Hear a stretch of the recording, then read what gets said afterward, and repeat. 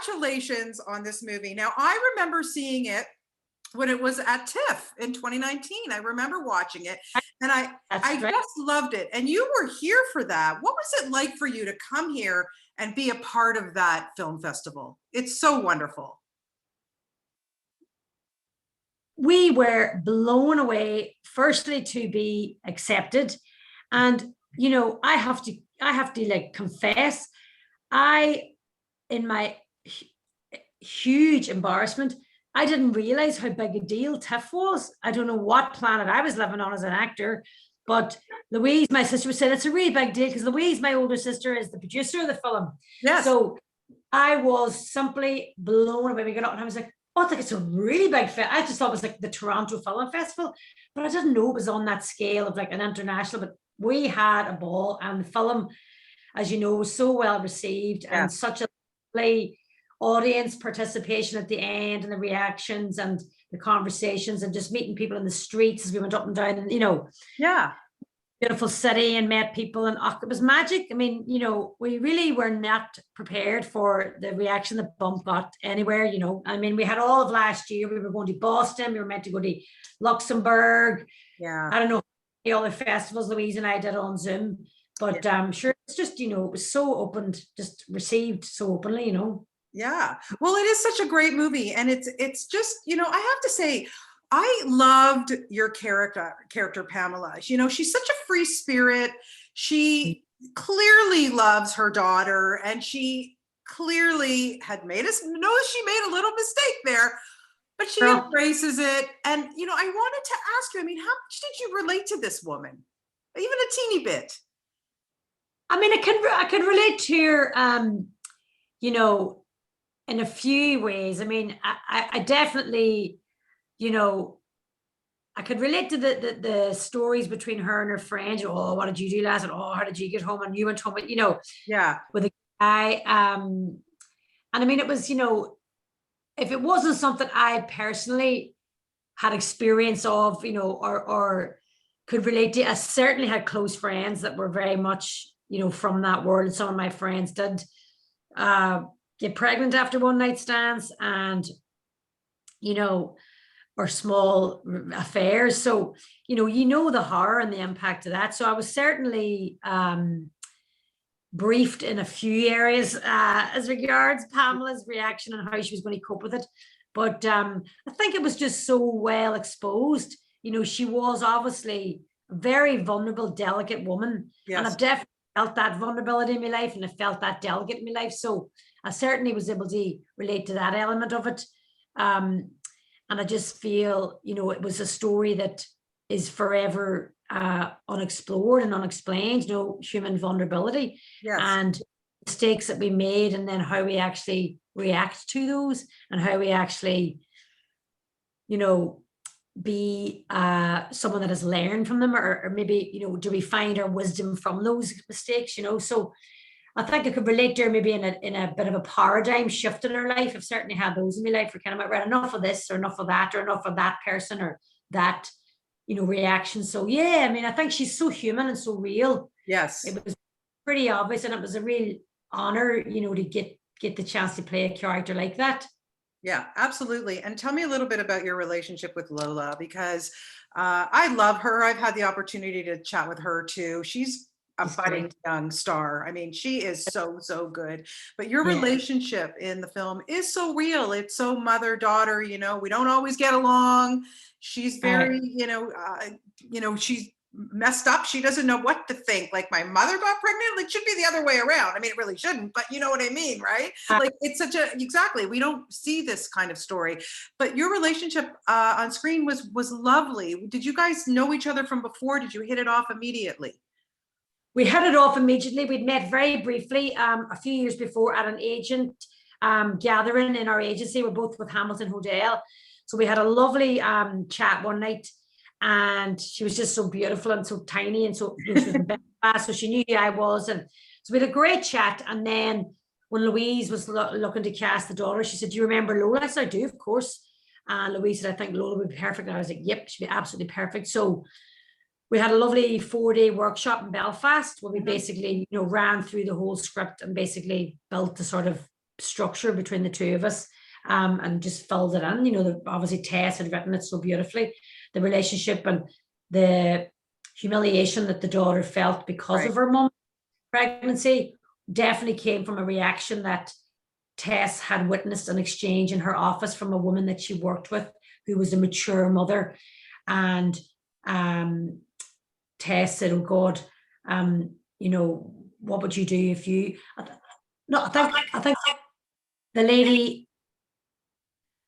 the conversation that Tess and the lady had was, what would you think your daughter would do if you had a baby? Because Tess, the writer, was pregnant at the time, and the woman's was so strong. Woman says, if I told my daughter I was pregnant now, I think my daughter would leave home. She would be so humiliated.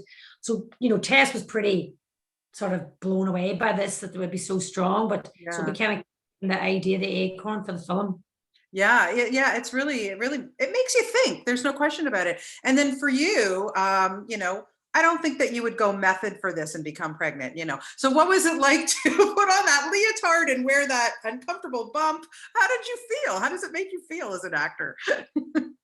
I've worn them before, and they are pretty, like, you're just very hot in them because they're like a big foam stomach. But, and obviously you needed the, it was symbolic really of what's ahead of her, the world that's going to unfold in the next. So you kind of need it as a prop, as an actor. You definitely need that, that weight change and costume change. So obviously it was a great help. But I think it was, it was a lovely development in the story that they took her right up, the whole way through the pregnancy. Yes. She's on her, and I think that there was sort of symbolically, it was the other character. The bump was the other character in the storyline that she needed, So I loved the pace of it, that she was just isolated, and was going through this terrible, disharmony and discord with her daughter at that time. So it was just her and her bump, which is obviously for a pregnant woman, and this is the case if relationships don't work out, and it's obviously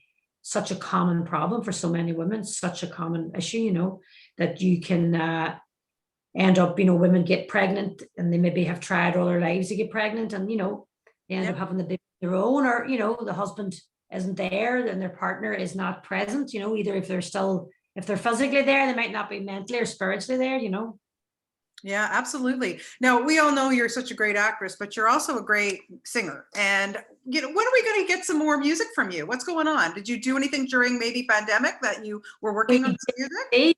I had a single out last year. I co-wrote a single with Dave Stewart from Eurythmics. Nice. Back summer. And then I've just released a co-write with Noel Hogan from the Cranberries.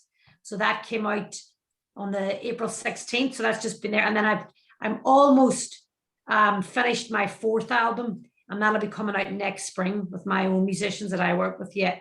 So I've been very busy. Yeah, I just need the, human life gets in the way. I have to sort of lock the bunker. But it's true, all life's what happens when you're busy making plans, so I would just have to sit all day working in my little homemade studio here. And then when I got enough meat on the bone, I go to the main musicians in the studio in town. So very busy with the music, and I sort of have a nice balance now of the two, but that's taking me, taking time to get that balance and sort of just to be perceived as both, obviously I'm an actress first and foremost, and obviously since, the last, since 2004, I've been releasing my own material and singing on other people. So yeah, so it's great. So I think that nails in the board now. That's amazing. That's so great, Bronagh. I have to tell you, like during lockdown, we're always looking for stuff to watch and everything. And of course, I flipping around on my streaming services, and what comes up, the Commitments. And I thought, man, how many years have I not watched that movie? And I sat through and watched the whole thing again. And I go, wow, really, it was such a stand-up film. And when you look at it and you go, that had to have changed your life forever, I think. Without a doubt. Yeah. Oh, literally within a few months, my life was completely different. Yeah. I mean, you were recognized everywhere you went from the minute it came out. And I just have one of those recognizable faces. Yes. I mean, I could be with the other families, their family to me, but the other kids from the movie at the time, and they wouldn't get recognized. And even though my hair was different, I don't know, I just has one of those faces. So yeah, and now it's kind of part of your life, and I met Roddy Doyle yesterday in the deli up the street. He lives up the street. my mom's visiting. It's her first visit since lockdown, and and we still laugh about it. But no, it's part of your life, And I mean, I'm extremely proud of that movie, and I'll never, ever, ever, dismiss it or poo-hoo it, because it changed my life, and it was like winning the lotto Yes. as an 18-year-old actor from the north of Ireland, where it was not a considered trade or life. When I was, I was like a lucky girl that I got that part, and I got to work with not just Alan Parker, but with Ross and John Hubbard, who were huge friends and gave me many great jobs. Yeah, absolutely. Oh, I loved watching it again. I was like so excited because I thought, God, I haven't seen it in so long. And then, of course, we see you in so many other things. And I have to tell you, we love our Belgravia here in Canada. We love that show. But what else is going to come up, just to wrap up? What else are we going to see you in coming up? Do you have any other projects?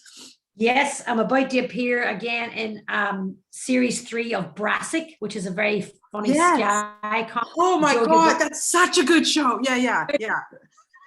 Well, I feature a lot more in this one now. I've got a sort of bigger character role and a bit more of a journey. And the girls, myself, Michelle, Keegan, and Joe, we do a lot more story in this series. So that's great fun. So we just finished that, and we're going back in July to finish series 4. Oh, great. Oh, that's so great. I love Joe. Oh my God, he's a Wonderful. doll. Wow. He's wonderful. He's very talented. Yeah. Well, it's just a pleasure for me to talk to you today, Bronagh. Thank you so much. I loved you in this film. You're so fantastic in everything you do. And once borders are open, let's get you back here to Toronto to visit in person. I love Toronto, and I just love Canada. I have a great grow, as I say in Ireland, for it. And let me know if you're coming to Dublin, please. I will.